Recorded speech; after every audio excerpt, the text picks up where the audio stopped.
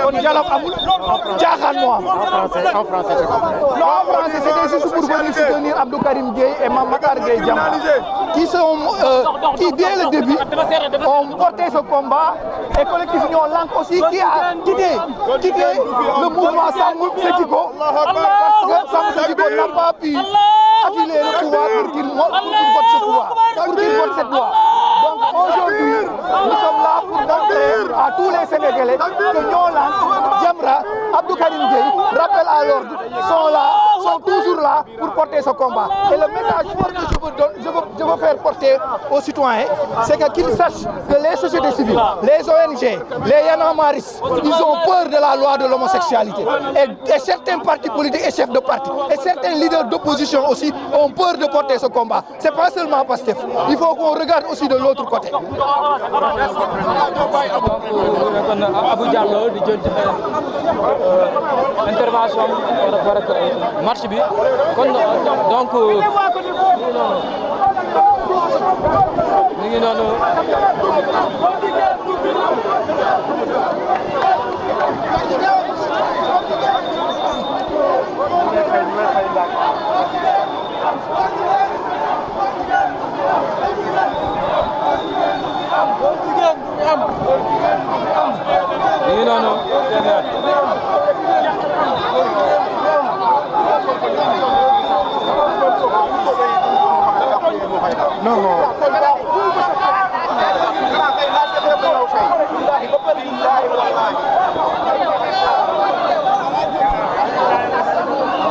mi ngi noonu ci seen ñu ngi avancé depuis rond-point Ngor actuellement seen baa ngi avancé oui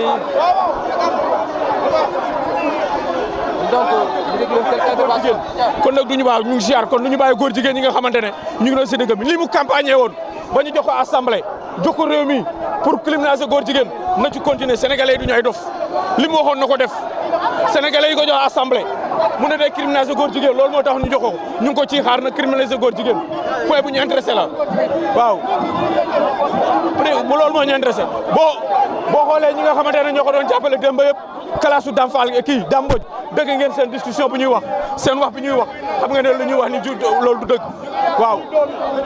régime boo xam ne yow dañuy criminaliser góor jigéen ba ñu jox leen réew mi. tey yaa ngi si marche bi.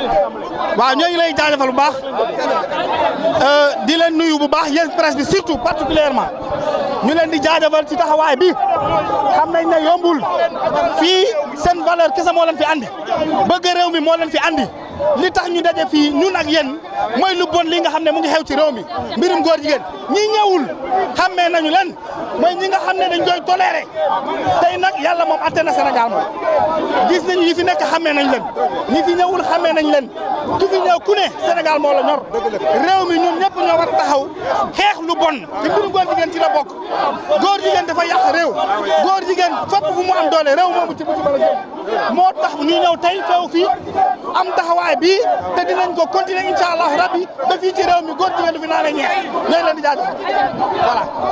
ñu noonu mu nekkoon Cheikh Diagne Kandé journaliste chroniqueur aussi doon membre DER donc yooyu ànd ak yéen seen nga xamante ne moo di intervention yi. Aujourd'hui, le régime Diomaye Faye Ousmane Sonko est bel et bien à la présidence de la République. L'un est président, l'autre est premier ministre. Le peuple sénégalais, aujourd'hui, n'a d'autre choix que de sortir dans la rue et lui rappeler, et en tout cas leur rappeler leurs promesses. Ce que nous disons, c'est que la loi criminalisant l'homosexualité soit votée sans délai et sans condition. Le peuple sénégalais a donné au gouvernement l'ensemble des critères, en tout cas l'ensemble des formalités qui pouvaient lui permettre de voter cette loi. La première, c'était quoi?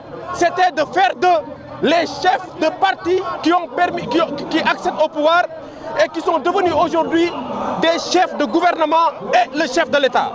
En tout cas, Diomaye Faye Ousmane Sonko. C'était la première condition.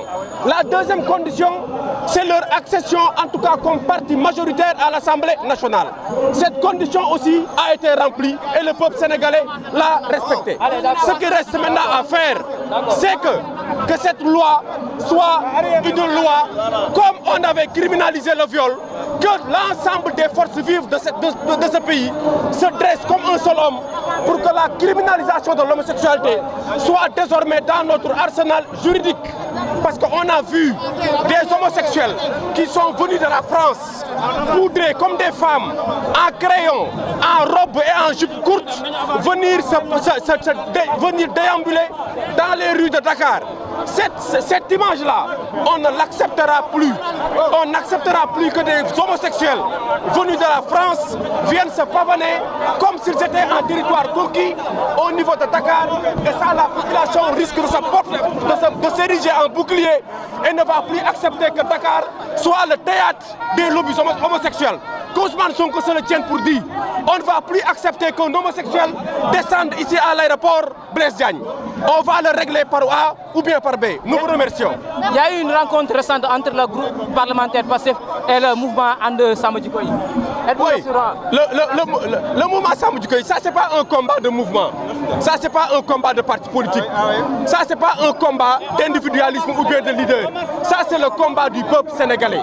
Que tu sois And Jikko Yi, que tu sois Karim Gueye, que tu sois Mame Mactar Gueye, que tu sois Nouveau Front, ça c'est le peuple sénégalais qui le veut. C'est le peuple sénégalais qui l'exige.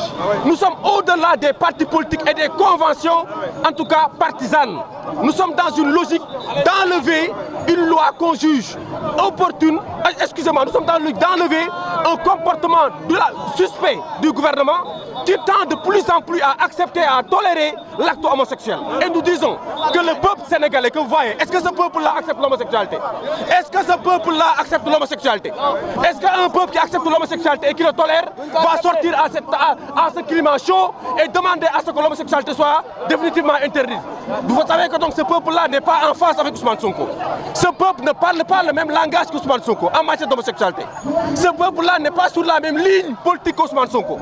Donc nous demandons à ce que quelle que soit la fédération, ou bien quel que soit le parti, ou bien quel que soit le mouvement politique qui se présentera ici, de ne faire front et de faire bloc comme un seul homme et de dire non à l'homosexualité. Ensuite, de faire criminaliser l'acte homosexuel pour que le Sénégal retrouve ses valeurs d'antan. Les Sénégalais réprouvent et condamnent avec la dernière vigueur, avec la dernière énergie, l'homosexualité. Et nous condamnons les visites incessantes et les allées et venues incessantes des homosexuels qui se pavanent à Dakar comme s'ils se comportaient en un territoire conquis. Nous ne sommes pas en France, nous sommes au Sénégal. Je vous remercie. Nous sommes des pays musulmans 100%. Nous sommes des pays musulmans 100%.